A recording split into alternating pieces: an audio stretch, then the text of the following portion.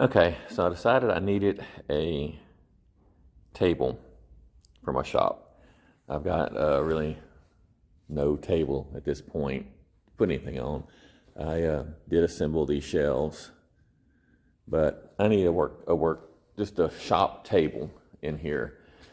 So I'm going to make a 4x8 table. I'm going to frame it. I'll take other videos as I go along. I'm not going to video the whole thing cutting the pieces, but I'll show you what I've done as I move along and give you some dimensions. What I'm thinking of doing on the edge here is leaving about 1.5 inch overhang so that I can use clamps on it if I need to clamp anything to the table. So that's an idea. Just because the old one I had an old 4x8 that a contractor had made, and it was basically a 2x4 frame around this with one 2x4 in each corner as legs. Well, I'm going to do two 2x4s. I'm going to put them at 90 degrees to each other. And I'll show you that in a little while. And screw them together. That'll make them a little more rigid. I'm not going to put a shelf or anything underneath it. Probably going to be about 36 inches high. And so work height.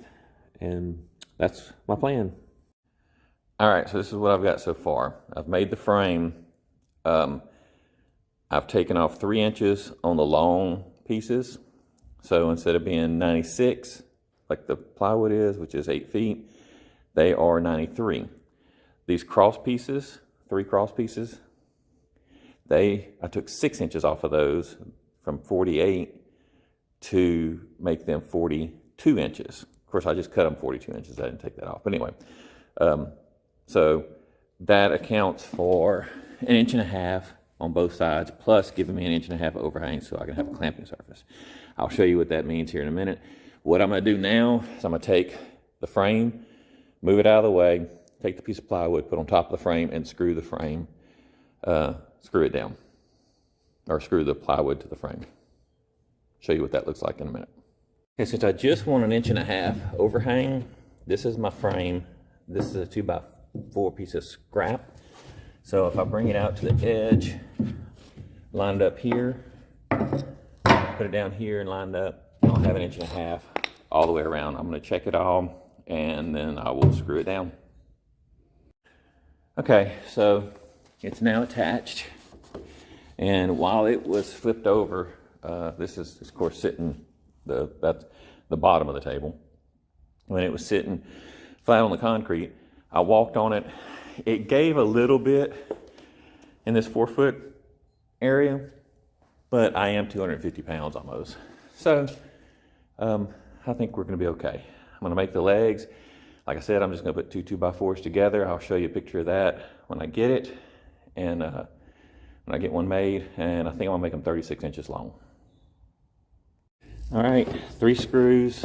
I moved this one down enough so I have screws to put in when I attach this. I'll show you how I attach them later. Each one has a larger space, about 3 or 4 inches down, so that it can clear when I screw into this 2x4 to attach the legs.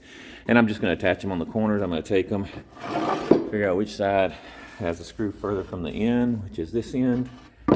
Flip it around, and I'm going to attach it just like that on the outside. Drive screws in through the outside leg. Nope, they ain't going to look good. It's a workshop. It ain't got to be pretty. So, yeah, you'll see the screws. All right, peeps, that's it. You grab those posts, shake them. This one, when I screwed in the screw from this side, it hit one of these screws, split this. So I drove a screw on this side to drive that back together, and on each pole I put a 5th screw in through the corner. So there are 5 screws on each corner. But simple, 2 2x4s put together an angle for the legs. That'll keep each leg hopefully straight. Like I said, I had one that a contractor had built when I did a flip on a house, and he put 1 2x4 in each corner, and they were right on the edge of the plywood. So I didn't have any place to clamp. I think this one will work a little bit better. It's something that I can have in my shop until I get other things built, get everything bought, figure out where I'm gonna put everything. Those of you that don't know, I had a shop burned down about a year, just over a year ago. It was October, it's January now. So it's been a little more than a year. I don't even have power in here yet. I'm using extension cords from a temporary pole. So anyway, wish me luck, and I wish you luck. And if you want to build one of these, it was about $55 minus the screws. I didn't count the screws in it, so maybe $5 more in screws, so $60. So anyway, if you want to build one of these, very easy, very simple. When I made these legs, I took this 2x4, laid it beside this one, put this board on top of both of them so it would support it, so it wasn't so hard to screw together. Just as a tip. I can show you. Give me 2 seconds here of video more. So instead of trying to take a piece of wood like this and balance this while you're working on it and trying to get this to stay balanced, I took one of them, put it right next to this one, put it right on top of here, use this board as a support, and line them up, and didn't have to hold everything and have to concentrate. So just a little tip. Anyway, good luck. God bless.